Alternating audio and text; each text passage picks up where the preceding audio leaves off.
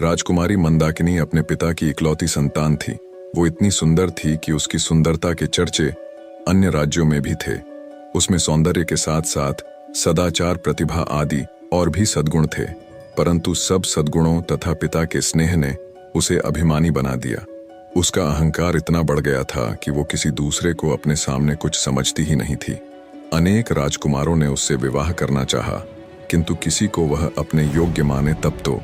राजकुमारी की अवस्था दिनों दिन बढ़ती जा रही थी। महाराज को लोक निंदा का भय था। लोग कानाफूसी करने भी लगे थे, किंतु राजकुमारी अपने अहंकार में चूर थी। वह किसी भी राजकुमार को देखने तक को भी प्रस्तुत नहीं होती थी। अंत में महाराज ने पड़ोस के युवक राजा रंगमोहन के साथ एक योजना बनाई और घोषणा कर दी कि राजकुमारी के आगामी जन्मदिन पर प्रातः काल जो पुरुष नगर द्वार में पहले प्रवेश करेगा, उसके साथ राजकुमारी का विवाह कर दिया जाएगा। फिर वह कोई भी हो।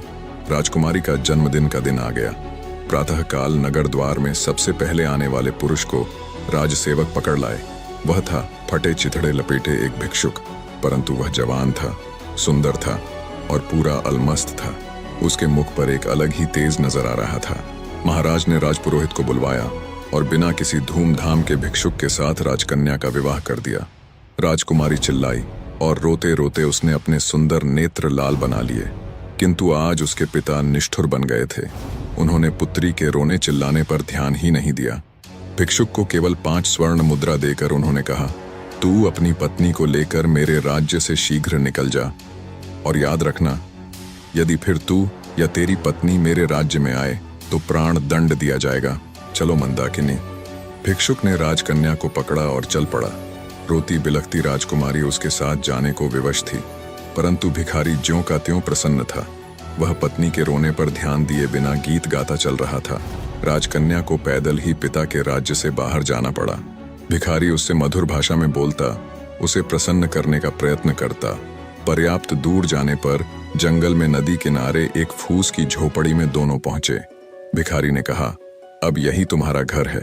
तुम्हें स्वयं अब जंगल के पत्ते और लकड़ियां लानी पड़ेगी।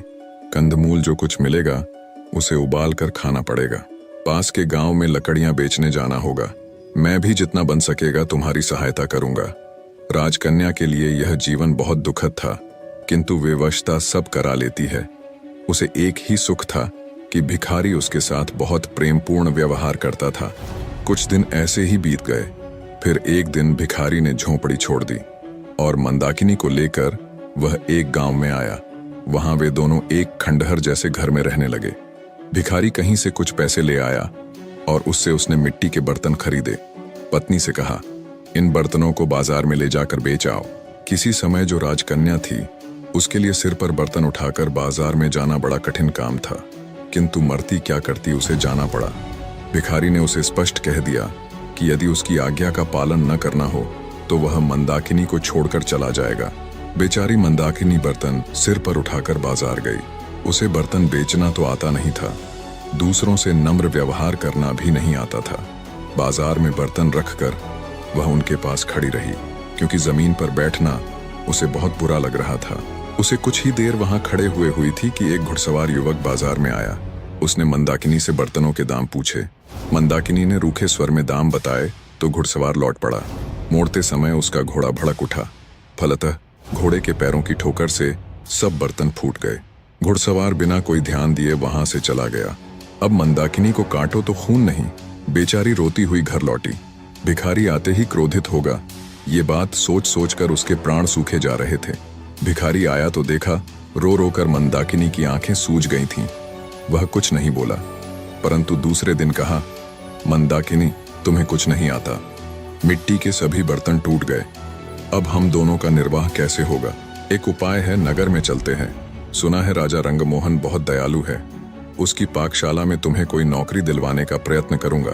तुम्हें काम मिल जाए तो तुम्हारी ओर से निश्चिंत होकर मैं भी कहीं अच्छे पैसे वाला ढंग का काम ढूंढ लूंगा। कुछ धन एकत्र हो जाने पर कोई व्यापार कर लूंगा और तब तुम्हें भी अपने पास बुला लूंगा।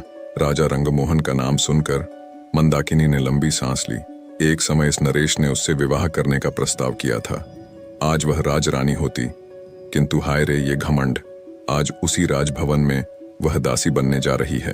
जाने के अतिरिक्त कोई दूसरा रास्ता नहीं था। मंदाकिनी नगर में गई और राजा की पाकशाला में उसे नौकरी मिल गई। भिखारी उससे विदा होकर कहीं चला गया। मंदाकिनी का गर्व नष्ट हो गया था, उसका स्वभाव बदल गया था। अब वह अत्यंत विनम्र, परिश्रमी और सावधान सेविका बन गई थी। रसोई घर की अध्यक्षा रंभा कुमारी उसके कार्य से अत्यंत संतुष्ट थी। बसंत पंचमी आई।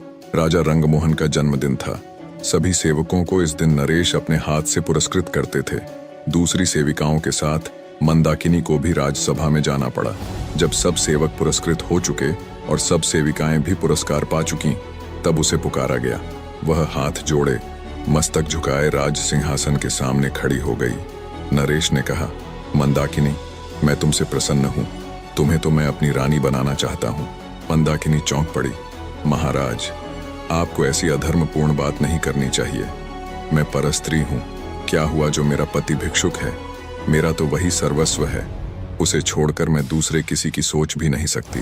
वही मेरा स्वामी है। आपकी मुझ पर बहुत कृपा है, तो इतना अनुग्रह करें कि मेरे पति का पता लगवाकर उसे बुला दें। मैं पाकशाला में सेवा करके प्रसन्न हूँ। महाराज रंगमोहन चले गए और थोड़ी देर में वह भिखारी राजमहल से निकला। मंदाकिनी उसे देखते ही दौड़कर उसके पैरों पर गिर पड़ी। भिखारी मुस्कुराया और बोला, मंदाकिनी, मुझे ध्यान से देखो तो तुम्हें मुझ में और रंगमोहन में कुछ सादृश्य नहीं मिलता? भेद खुल चुका था। भिखारी के वेश में उसको ग्रहण करने वाले स्वयं राजा रंगमोहन ही थे और वह थी उनकी महारानी। राजा ने कहा, मंदाकिनी, क्षमा करना, तुम्हारे अभिमान की मुझे कोई दूसरी औषधि मिली ही नहीं, इसलिए तुम्हारे पिता के साथ मिलकर मुझे ये रास्ता अपनाना पड़ा। निष्कर्ष, जीवन में अभिमान और घमंड का कोई स्थान नहीं है। कठिन परिस्थितियां हमारे अहंकार को मिटाने और हमें विनम्र बनाने के लिए आती हैं। जीवन की सच्ची समझ कठिनाइयों से ही मिलती है और सच्चे प्रेम और समर्पण के बिना जीवन में वास्तविक खुशी और संतोष संभव नहीं है। इसके साथ ही कहानी यह भी बताती है कि परिस्थितियां चाहे जितनी भी कठिन क्यों न हों, सच्चा प्रेम, सहनशीलता और विवेक ही जीवन को सही दिशा में आगे बढ़ाते हैं।